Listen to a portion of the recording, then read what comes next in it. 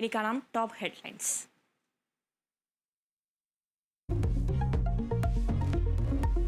Party സമ്മേളനത്തിന് പിന്നാലെ ഉയർന്ന വിവാദങ്ങൾക്കിടെ CPIM സംസ്ഥാന സമിതിയുടെ ആദ്യ യോഗം ഇന്ന്.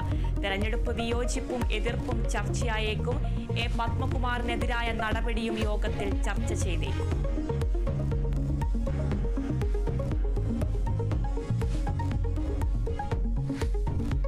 കോഴിക്കോട് ബാലുശ്ശേരിയിൽ വൻ തീപിടുത്തമുണ്ടായത് ഗൃഹോപകരണ സ്ഥാപനമായ ലാവണ്യ ഹോം അപ്ലയൻസസിൽ.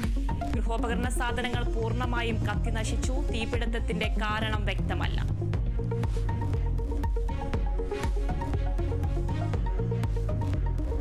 മീനമാസ പൂജകൾക്കായി ശബരിമല നട ഇന്ന് തുറക്കും. 18ാം പടി കയറി വരുന്ന ഭക്തർക്ക് പുതിയ പാതയിലൂടെ ദർശനം നൽകുന്ന സംവിധാനത്തിന്റെ ട്രയലും ഇന്ന് ആരംഭിക്കും. ക്രമീകരണം അയ്യപ്പ ഭക്തർക്ക് കൂടുതൽ സമയം ദർശനം ലഭിക്കുന്ന രീതിയിൽ പൂജകൾ പൂർത്തിയാക്കി മാർച്ച് 19-ന് നടയടയ്ക്കും.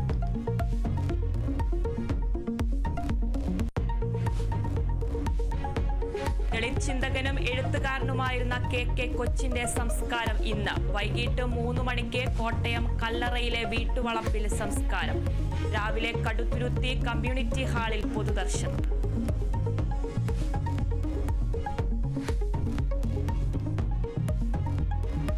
ഹോളി ആഘോഷങ്ങൾക്കൊരുങ്ങി ഉത്തരേന്ത്യ. ചായം പൂശിയും മധുരം വിതരണം ചെയ്തും ജനങ്ങൾ. ആശംസകൾ നേർന്ന് പ്രധാനമന്ത്രിയും രാഷ്ട്രപതിയും. ഉത്തർപ്രദേശ് അടക്കമുള്ള സംസ്ഥാനങ്ങളിൽ കർശന സുരക്ഷ.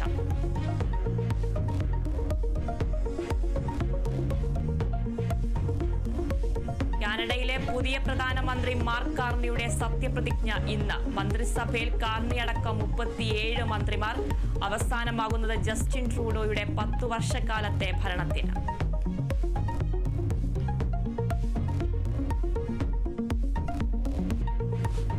യുക്രൈനുമായുള്ള വെടിനിർത്തൽ കരാറിന് തയ്യാറെന്ന് റഷ്യ. തീരുമാനം ട്രംപിന്റെ പ്രതിനിധികളുമായി നടത്തിയ ചർച്ചയ്ക്കു പിന്നാലെ വെടിനിർത്തൽ ശാശ്വത സമാധാനത്തിലേക്ക് എത്തിക്കണമെന്ന് വ്ളാഡിമിർ പുടിൻ.